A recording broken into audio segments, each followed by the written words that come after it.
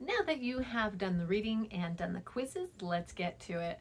One thing I do want to prelude with this particular lecture is that nothing I am saying here is intended to make anybody feel guilty or ashamed or whatever. All we are doing in this particular lecture is making a note of things, recognizing it, and then maybe changing if we need to, or accepting the understanding of what is being presented. That's it. Um, as we grow as critical thinkers and humans, we will start to get certain information and we look at it and go, oh, I didn't realize that. And that's okay. And you can go, oh, I didn't realize that. And then with it, you can go, I take it in and I change my ways. Or I take it in and I go, what do I do with this? So the whole point of this particular lecture is just being more mindful of things that maybe we were not mindful of before, okay? And that could be anything. That could be your privilege, that could be understanding of race, that could be, social constructs. Anyway, everything that we cover in this particular week, just be aware of. And if you have an urge, like we've talked about before, of pushing back or being angry or fearful or hatred, think about that and go, why am I afraid? What am I afraid of? And that's just something that we will cover in class. So anyway, let's get to it first with vocabulary that you will find in our readings and lecture section. First and foremost, manifest destiny. Many of you have probably heard that many times in your history class. The idea is that the expansion of the U.S. And American continents was considered justified and inevitable. It was inevitable. These are the I don't know if excuses is the right word, but these are the lines that were used to take land. Okay, so I would call it an excuse, but you can argue me if you'd like. All right, so the Dawes Act of 1887 was a part of that, where the federal government broke up lands that were partitioning into different individual plots, and that certain Native Americans, or only those Native Americans who accepted the individual allotments, were allowed U.S. citizenship. And so this is where we start talking about taking of the land, where laws were actually used to take the land. And so now we kind of get into this little gray area about laws and how amendments to certain laws are important, because we start to see the inappropriateness or sometimes we can talk about morals on what some of these laws have done. So keep that in mind as we move forward.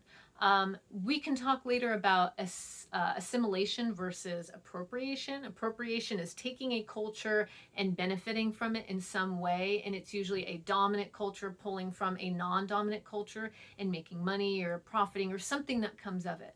Assimilation is the opposite, is a minority group that has to assimilate to a majority group in order for survival or partaking in benefits, whether it's government or whatever.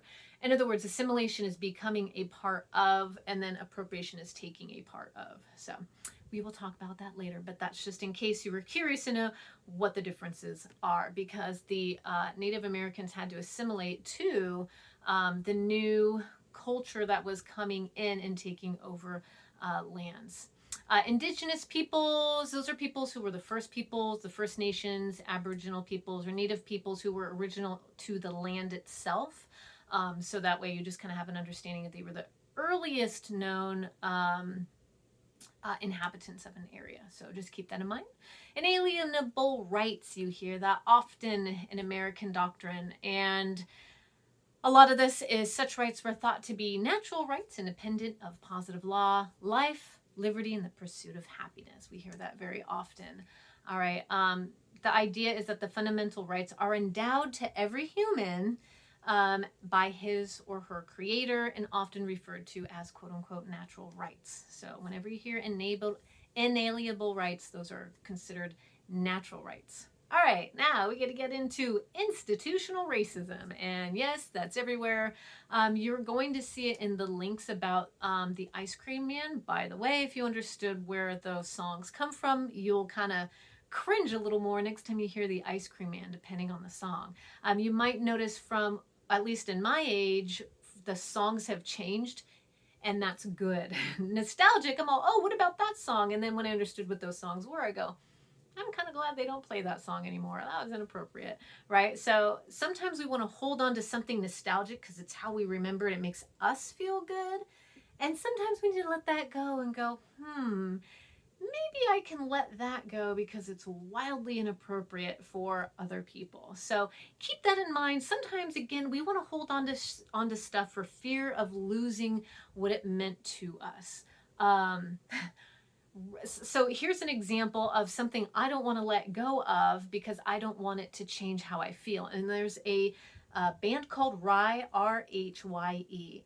And when I first heard this band, I was like, oh, this woman is beautiful. I love her music. And I had this idea of who she was. And I just daydreamed about this music. And it turns out the singer is a male. And it's so beautifully feminine that I had a hard time accepting it. And I didn't want to. Why? Because of how it made me feel. And I didn't want to give that up. All right. And so I still try and hold on to that. And so I use that as a reminder of why it's hard for some people to let go of something because they don't want it to change. It's hard sometimes for our brains to compute changing a good feeling into something where you're like, that's not what I wanted it to be. Keep that in mind. So sometimes we have to break open and go, that's not what I remember it being, but now that I understand it, I'm free to accept that and let go and understand that maybe my way was not necessarily appropriate for all people. So, okay, so I'm learning to let go of the thing that I wanted to hold on to, which was this band Rhye, which I really believe was a female, which turns out to be a male. And I go, oh, okay, I can accept that. So it's an adjustment. And this is just something that I'm trying to relate to. How we might hold on to something nostalgic.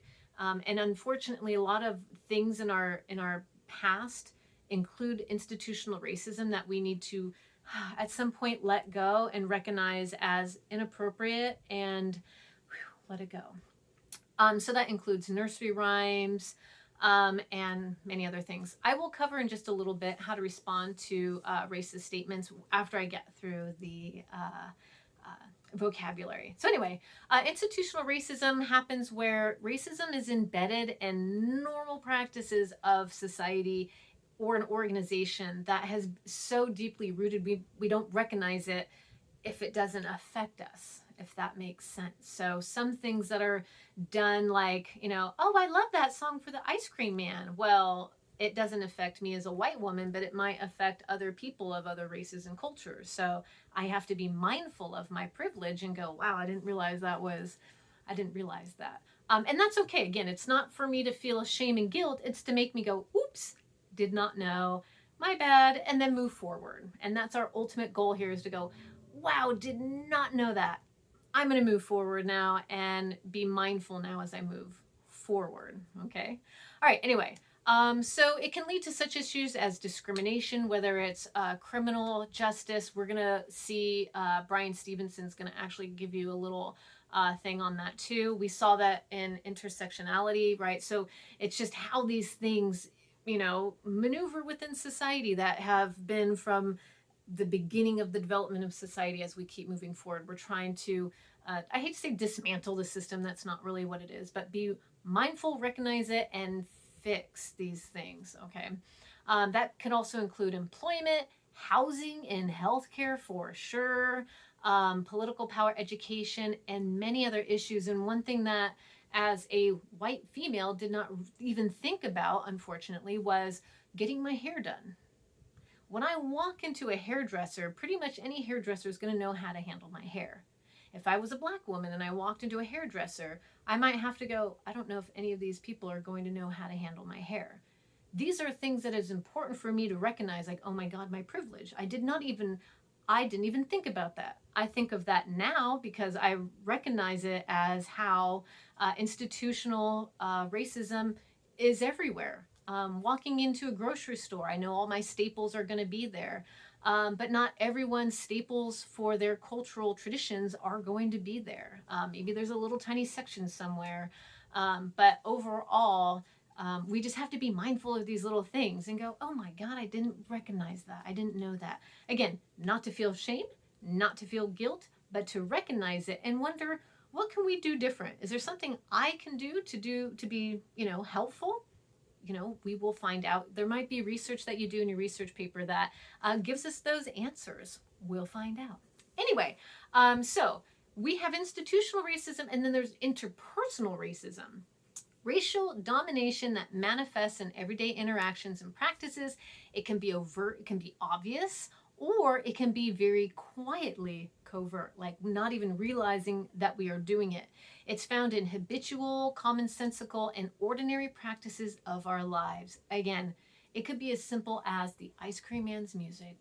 Things that we did not recognize or realize that are covertly racist, or whatever. So that's just one thing that I want us to kind of shake up our brains and go, oh, I did not recognize that. I recognize that now. Okay, let's change the music in the ice cream man.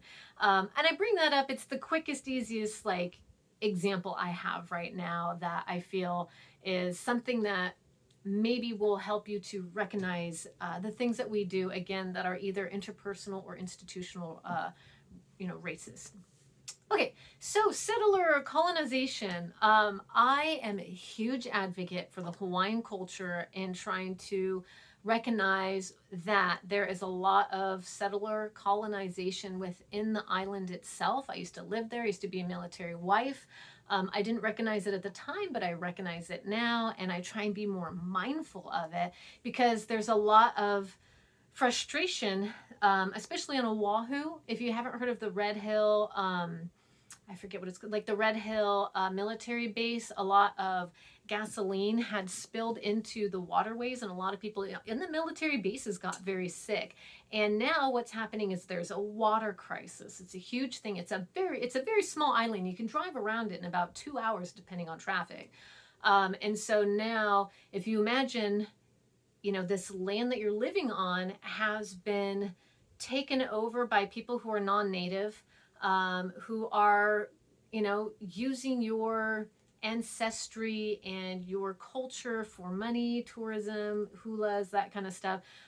Some people are for it who are native, some people are not. There's a lot going on. So the island of Hawaii right now is just really trying to figure their stuff out. And if you know of Mauna Kea, it's the island on the Big Island, and it's one of the very few sacred places left on the island. And a lot of the elders are, willing to be arrested and taken as they are protesting every single day out there to try and stop this development of what very little land is left.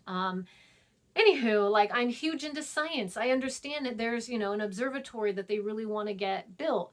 But at the same time, it's there are many other places in the world that you can build it. It doesn't need to be on this sacred land, right? So we need to understand balance and respect. And so when we talk about settler colonization, it's the form of colonization that seeks to replace the original populations of the colonized territory with a society of settlers. And so with the Hawaiian Island, that's kind of what happened. That is what has happened. And technically, if you look back at the past of the Hawaiian Islands, it's not really U.S. soil. There's no real true paperwork that solidifies that. And so that's a whole other thing. You can talk to me about that on another level. I wish I could put an entire class on that alone. So anyway, just understanding that taking over a land and changing its everything and exploiting the resources, exploiting the people and their relationships and their culture, and making it seem like it's, oh, this beautiful island, come join, and we're going to make it, this fanciful place where we are going to make a lot of money off of it, and we are going to how do I say this? Exploit, in a sense, right? So there's colonialism, settlers, and then there's also exploitation, colonialism. And that's where, instead of dominating it with a settler, they're dominating over those who are living there and using them and that population for labor. Right? So going into a land and having the people be the labor when it's their land. So that would be considered exploitation, colonialism. And the idea here is the exploitation of its population and labor and natural resources and raw material. And we see that very often. We could name many places that do that. One thing to keep in mind is the Amazon, and what you might not know, and I haven't put it in here yet, is when we're talking about taking the land. So a lot of people go, oh well, the Amazon's being used for wood and blah blah. No, actually, the wood is being burned. It's the materials in the ground that they're using, and those are for your cell phones, those are for your TVs, those are for anything electric. And so be mindful when you're purchasing from companies, when you're getting these materials and asking where the materials come from. And they say, oh, they were sourced in, I forget, I'm losing the word. Anyway, it was sourced in a very in a safe way. Well, the reality is a lot of times these things are being sold on the black market, and those who are living in the Amazon are being exploited for their labor and getting paid well to do it, and their willingness to do so, right? The Brazilian government is kind of a huge force in this too, where they're allowing the destruction of the rainforest. And if you haven't figured it out, humans cannot live outside of nature. We just cannot. So if we're destroying nature, ultimately we are destroying ourselves. So it's just a scientific, like, you can't deny the fact that if we destroy nature, we destroy ourselves. All right. So just keep that in mind as we talk about anything beyond when we start talking about taking the land. How are we taking the land and exploiting it and ultimately destroying ourselves? So, you notice in a lot of native cultures that they needed the land. Like, so we'll talk about that in a second, but the land itself was utilized wholly and respectfully versus, taking it apart and destroying it and then moving to the next. Instead, it was cultivated to say, I know how to use the land. I'm overusing, I'm going to move on. And this is how native cultures usually work with the land. And so that's why when we talk about settler colonialism, the issue is it's settlers coming in and destroying a land because they're not sure how to take care of said land. And this is where a lot of the issues come from. Okay, anywho, legality versus morality. And when we talk about legals, like, oh, well, the law says it's okay. Just because it's legal doesn't mean it's moral. Okay, so the quality or state of being in accordance with the law versus obligations imposed by the law. So some laws are unjust and are used to manipulate. Okay, so keep that in mind as we move forward. I think a lot of times we recognize laws that we're like, well, that's weird. Here's a law that also kind of cracks me up because there's no true science behind it, but one of them is the law that you can't throw rice at weddings. And one of these laws was based on I think it is what is that called? Superstition, whatever. The idea that if you throw out the rice, the birds are going to eat it, their stomachs are going to expand and explode, and they're going to die. And so they made a law where you can't throw rice at weddings in certain states. I forget which state. But the reality is, scientifically, that's impossible. So you'd have to be in a, if you guys ever cooked rice, you cook it in the rice and it expands. Well, you'd have to be able to be at a temperature to boil the water to cook the rice. And unless the rice is in the bird and you're cooking the bird, not going to happen. So sometimes laws are based on things that aren't even actual facts. So we start to recognize this and make a note of it. So this is why critical thinking is really, really, really important, because if you're going to be a critical thinker and you're going to be making laws out there, you got to make sure that you're mindful of the fact that, oh wait, that's scientifically impossible. So anyway, legality versus morality. The idea is that sometimes laws are made that aren't morally sound. Okay, that's not the bird thing, but sometimes laws are just made without critical thinking skills. Okay, all right. And then indoctrination. Okay, it's the process of teaching a person or a group to accept the sets of beliefs uncritically. Okay, that leads us straight into taking the land. One thing to remember about taking the land, it was intended to be done legally under the manifest destiny thought process that it's justified and it was just going to happen, so go with it. Okay, so this is where taking the land ultimately comes from. So the intention was to do it legally, even if legally didn't mean morally. Okay, so the reformers, when we talk about the reformers, that's going to be in your quiz. The reformers weren't all about taking the land, they were trying to help the Native Americans. And how would you help the Native Americans? Well, as a whole, the natives needed a lot of land because they did a lot of hunting, and you need a lot of land for that. You need to be able to, go about, that's just how natives were able to survive. They would move for seasons, they would move for hunting, they would move for foraging. It was the way in which natives were able to actually live within the land, work with the land, was in this way. Well, the settlers came in and go, well, you don't need all that land. If we teach you to farm, then you don't have to need as much land. And then since you're going to have all this excess land, why don't we just take it from you and you just could become a citizen? It'd be great. So the idea here was try and teach Native Americans how to farm so they won't need as much land. The reformers, in a sense, didn't really care so much about the land. They cared about the Native Americans and said, look, we want to help you know how to we want to help you, and to help you, we're going to help you become farmers, and you won't need as much land, and then you will be able to, grow corn or whatever it was at the time that they were saying was going to help save the Native Americans. And so this is where the issue lies. We have reformers who think they're doing good.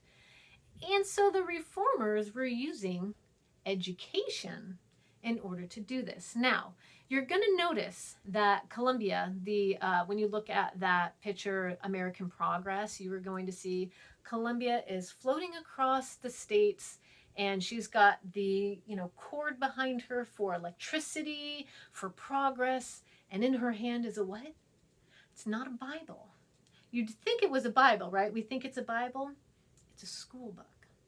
And so when we see all those other readings that I give you about boarding schools and cultural repression, and selling Native children, what ultimately happened was the reformers were looking at Native Americans as a lesser than. And majority of the settlers that were coming in were seeing Native Americans as barbaric because they were living off the land versus cultivating it.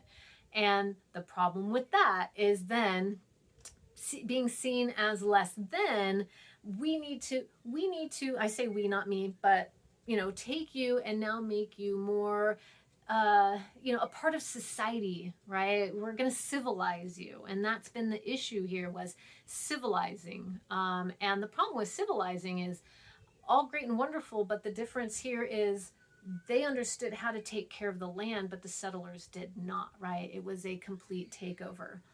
All right, so now that the reformers are trying to save the Native Americans, we have the Dawes Act. And the Dawes Act was then, well, now that we've got all this land, we might as well do something with it. And if we get to take it from you, then you become a U.S. citizen. And you want to be a U.S. citizen. That's what you want. You want to be civilized. So that's what a lot of these schools were. They would take the children, ship them off to schools.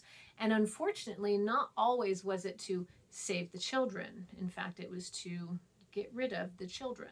And that's the kind of, I guess, gross part, you would say, of American history, where people were seen less than and treated less than, and their lives did not, matter in this sense. All that mattered was the land and progress, as it were. And, Native Americans were in the way of progress in this settler's mindset. So, as we have a quote here, the reformers had the idea that being natives, they didn't need the land, so it was important that we take it, and that it was for their own good. This teaching, this civilizing, all this was for their own good. When in reality, Native Americans had been on the land for the beginning of time. I don't know enough about how far back it goes, but since the beginning of the land, these people have been here. And for settlers to come in and go, you don't need this land, we will help you. And it's like, I'm pretty sure they were doing fine. But this is where it goes. All right, so one thing that we need to kind of understand here is the common theme of land acquisition. So the reality is, majority of it is race dominance. The idea that one race is superior to another in some way, shape, or form. The problem with that is race is actually a social construct. When we look at science, it's just a social fabrication. Race doesn't exist in the sense of how we, I say we, as people in society have created it to be. It's based on a phenotype or ancestry, but it's not biological. It's not something that we, how do I say this? It's not biological. It's not something that changes who we are. We are all still very human. It's just our outsides look a little bit different. And again, um, that is not something that makes you, like, race is not a thing. It doesn't exist. That's what the ultimate goal here is trying to say.